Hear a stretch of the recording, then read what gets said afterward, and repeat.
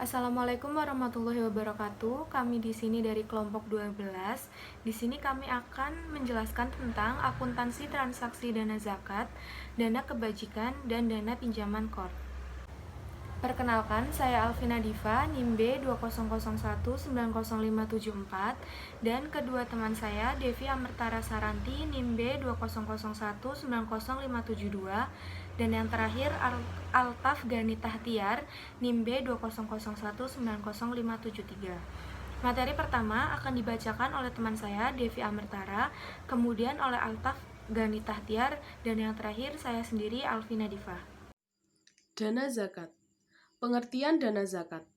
Zakat adalah sebagian harta yang wajib dikeluarkan oleh muzakin untuk diserahkan kepada penerima zakat atau mustaqin.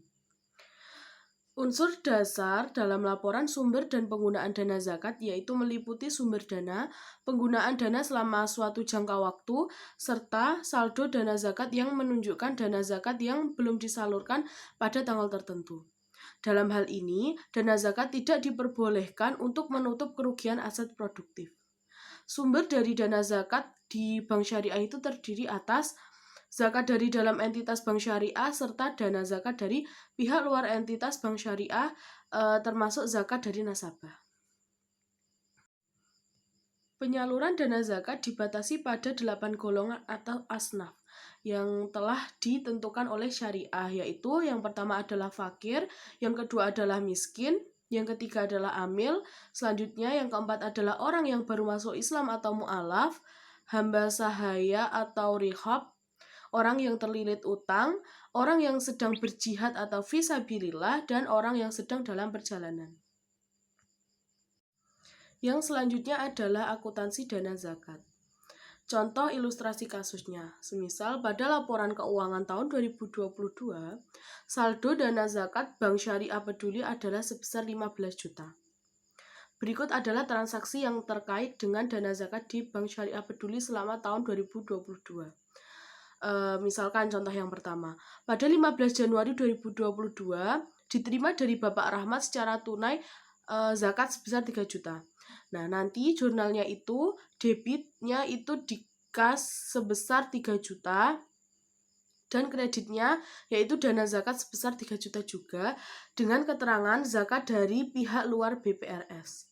Selanjutnya, contoh yang kedua adalah semisal tanggal 17 Maret 2022 itu menyalurkan dana zakat kepada masyarakat miskin sebesar 12 juta. Maka nanti jurnalnya debitnya yaitu dana zakat sebesar 12 juta dan kreditnya yaitu kas sebesar 12 juta dengan keterangan dibayar kepada mustahik atau orang miskin.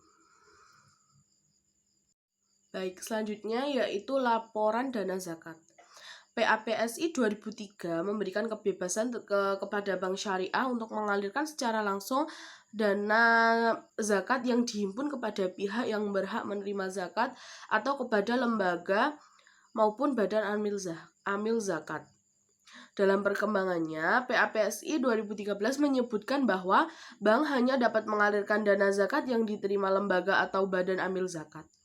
Dijelaskan dalam PAPSI terdahulu bahwa sekiranya Bank Syariah mengalirkan dana zakat melalui pengelola zakat yang badan hukumnya sesuai dengan peraturan perundang-undangan tentang zakat dan terpisah dari badan hukum bank, maka bank dianggap telah mengalirkan dana zakat yang diterimanya secara keseluruhan berdasarkan prinsip syariah. Oleh karena itu, dalam laporan sumber dan penggunaan dana zakat tidak perlu merinci pendistribusian dana zakat seperti di atas, tetapi cukup menyebutkan lembaga pengelola seperti dalam contoh. Selanjutnya adalah dana kebajikan. Definisi dari dana kebajikan. Dana kebajikan merupakan dana sosial di luar zakat yang berasal dari masyarakat yang dikelola oleh bank syariah. Dana kebajikan juga disebut dengan dana Hordul Hasan.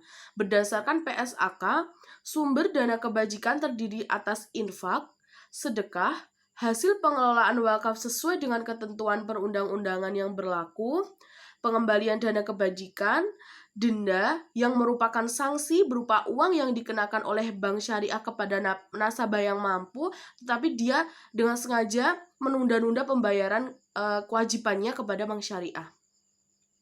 Selanjutnya adalah pendapatan non-halal. Pendapatan non-halal ini berasal dari transaksi bank syariah dengan pihak lain yang tidak menggunakan skema syariah. Selanjutnya adalah sumbangan atau hibah. Berdasarkan PSAK 101, dana kebajikan dapat digunakan untuk dana kebajikan produktif, untuk sumbangan, serta penggunaan lainnya untuk kepentingan umum sumber dana kebajikan. Dan yang selanjutnya adalah akuntansi dana kebajikan. Contoh ilustrasi kasusnya yaitu pada laporan keuangan tahun 2022, saldo dana kebajikan Bank Syariah Peduli adalah sebesar 10 juta. Berikut adalah transaksi yang terkait dengan kebajikan dana pada Bank Syariah Peduli selama tahun 2022. Misalkan, yang pertama pada tanggal 1 Februari 2022 diterima dari rekening rekening Bapak Wahyu sebagai sedekah sebesar 5 juta. Nah, nanti jurnalnya itu didebit sebesar 5 juta yaitu rekening nasabah dan dikredit dana kebajikan sebesar 5 juta juga. Dan keterangannya adalah penerimaan dari infak. Contoh kedua adalah semisal pada tanggal 11 Januari 2022 disalurkan dana kebajikan sebagai sumber kepada Sekolah Dasar Negeri 1 Sidoarjo secara tunai sebesar 4 juta. Nah, nanti jurnalnya adalah di debit ada dana kebajikan sebesar 4 juta dan di kreditnya yaitu kas sebesar 4 juta juga. Dengan keterangan yaitu penyaluran untuk sumbangan.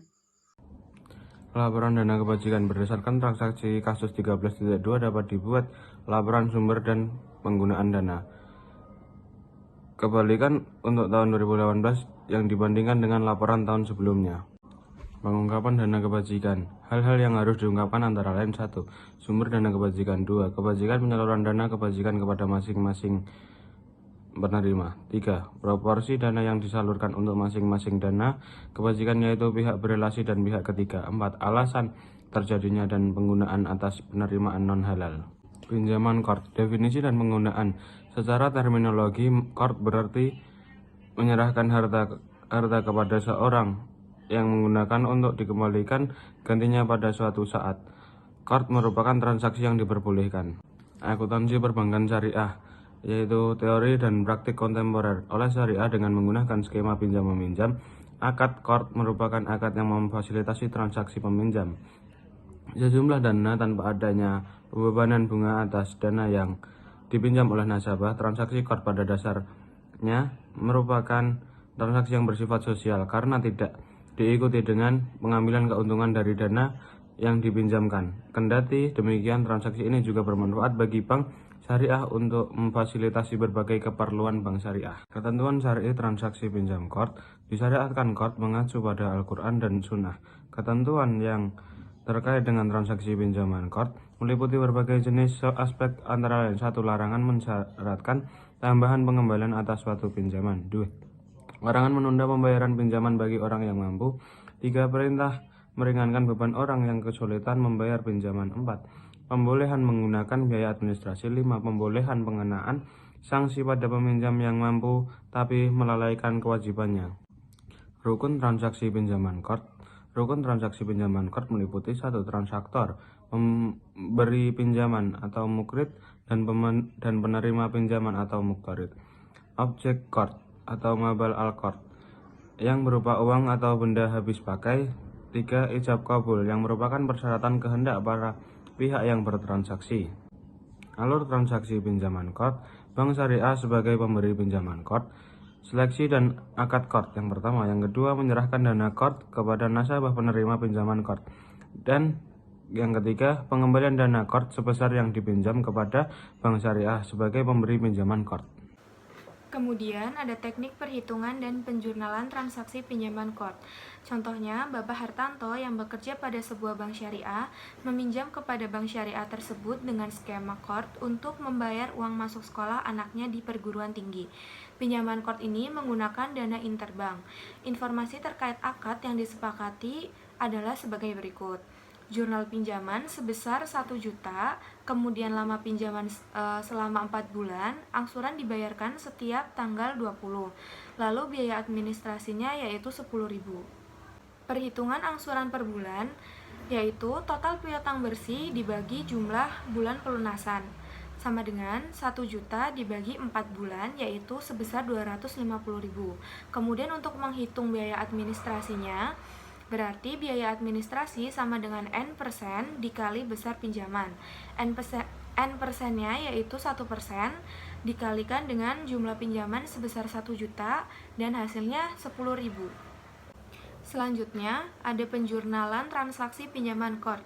Pada tanggal 20 Agustus 2013, Bank Syariah menyetujui pinjaman kort Bapak Hartanto dan langsung memasukkannya dalam rekening atas nama Bapak Hartanto. Pada hari yang sama, Bank Syariah ini langsung memotong biaya administrasi atas transaksi pinjaman yang dilakukan Bapak Hartanto.